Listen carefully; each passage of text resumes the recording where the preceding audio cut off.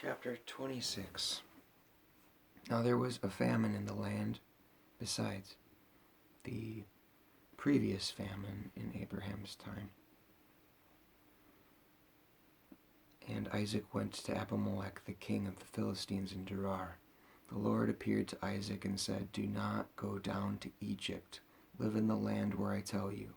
Stay in this land for a while, and I will be with you and will bless you. For to you and your descendants I will give all these lands and will confirm the oath I swore to your father Abraham.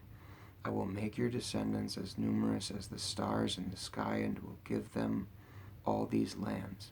And through your offspring all nations on earth will be blessed, because Abraham obeyed me and did everything I required of him, keeping my commandments, my decrees, and my instruction."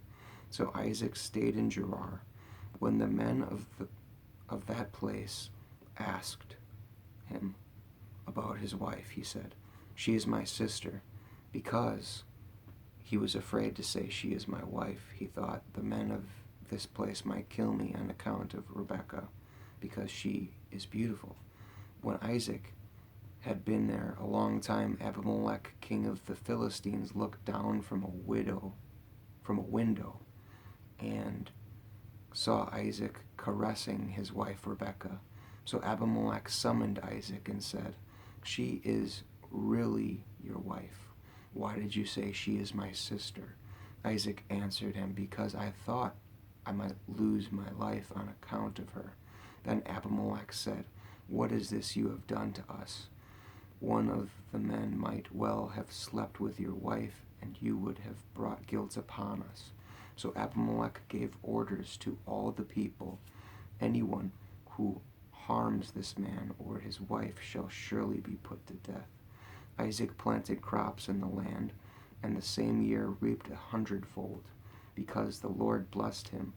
The man became rich, and his wealth continued to grow until he became very wealthy.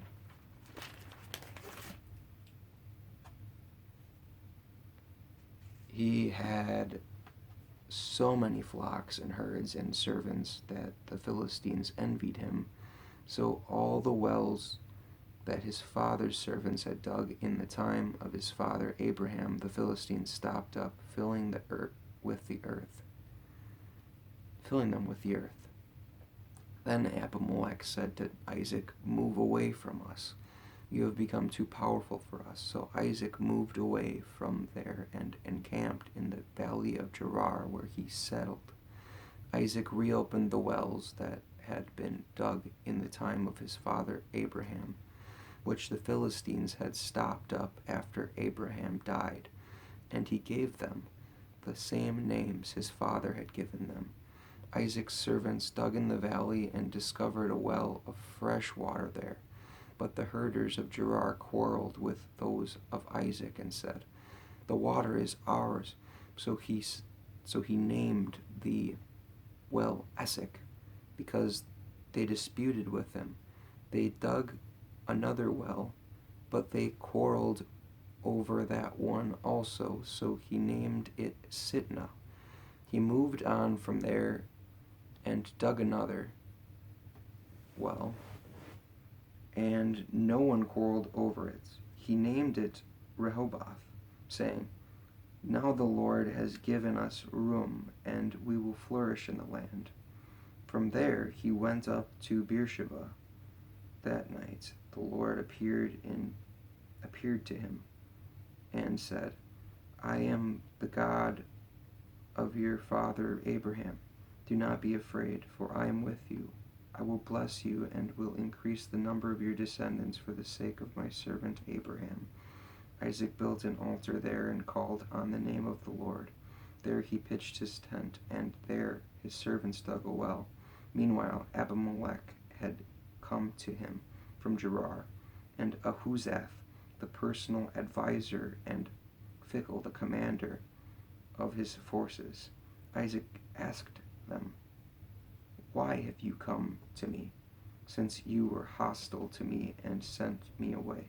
They answered, "We saw clearly that the Lord was with you. So we said, there ought to be a sworn agreement between us and you. Let us make a treaty with you, that you will do us no harm, just as we did no harm you, but always treated you well and sent you away peacefully. And now you are blessed by the Lord. Isaac then made a feast for them, and they ate and drank. Early the next morning the men swore an oath to each other. Then Isaac sent them on their way, and they went away peacefully. That day Isaac's servants came and told him about the well that they had dug. They said, "We've found water." He called it Sheba, and to this day the name of the town has been Beersheba. When Esau was 40 years old, he married Judith, daughter of Beri the Hittite, and also Basemath, daughter of Elon the Hittite. Then were a source of grief to Isaac and Rebekah. They were a source of grief to Isaac and Rebekah.